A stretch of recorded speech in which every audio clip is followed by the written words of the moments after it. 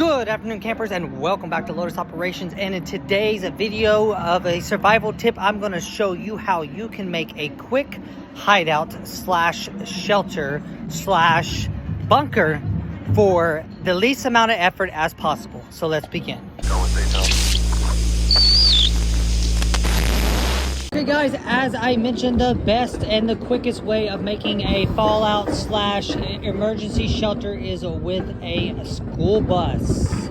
So the reason why I say a school bus is one of the best ways of making a emergency quick fallout shelter is because school buses are made to where the roof can be able to withstand the weight of the entire bus on top of it. So let's say if your bus weighs 17,000 pounds, you could put 17,000 pounds of soil and settlements on top of the bus to bury it below the ground to where you can be able to be shielded from any radiation or normal environment above you. The reason why school buses are easy and quick shelters is you can rip out every single one of these seats.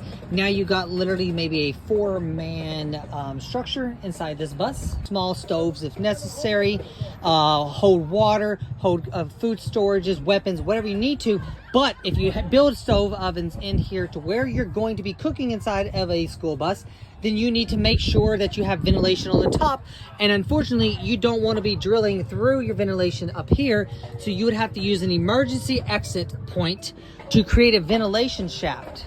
Creating the ventilation shaft, you would have to weld the tube to the top of the emergency exit sections and bring it up at least 3 foot because you want a minimum of 3 foot of dirt above you, depending upon the weight that your bus can be able to withstand. Another thing that you need to do is one emergency hatch. Since the school bus has 2 emergency hatches, one of them needs to be utilized for ventilation so you don't kill yourself while you're cooking, so your smoke and anything would exit through that if possible, and the other one you would need to use for emergency escapes with a ladder going up and entering your school bus. If you do not use the emergency exit as a way of entering and exiting your underground structure, you can always utilize this door as an entrance, but unfortunately you would have to build something that would enter into this and be protected with another blast door or another type of shielding on the outside before you can enter into here.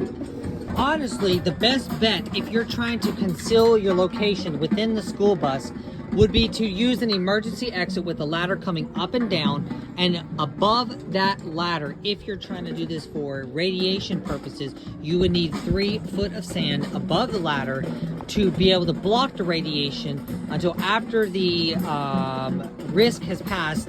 Then you can be able to drop the sand down into the school bus, get rid of it however you need to. Then you can be able to enter and exit by this form of method of coming in and out of the school bus, but underground, of course. One more thing with the school bus is if you open up the back doors of multiple school buses, you would be able to join them together, potentially weld them shut if you have time to build a longer type of shelter, and then therefore you would get twice the length of the school bus and the bigger structure to be able to do with what you need to do. Campers, well, I hope you enjoyed this information about how you can utilize a school bus for an emergency shelter if you have the time, if you have the equipment to be able to do it. Now, if for some reason shit hits the fan and you're not able to do it, then you're not going to be able to bury your school bus. But you can still use the same concept to maybe like pile dirt around it. If you can't bury it, but you have some way of pushing dirt around it, you can be able to push the dirt around it to provide some form of protection, unless it's like a nuclear blast. Unfortunately, at that point, it's too late if you don't have it already built. But hopefully you found this information informative.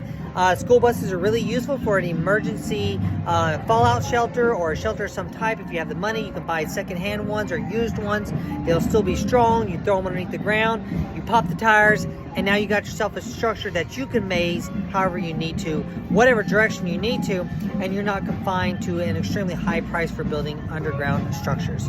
So Lotus Operation out. Hope you have fun and have a good day.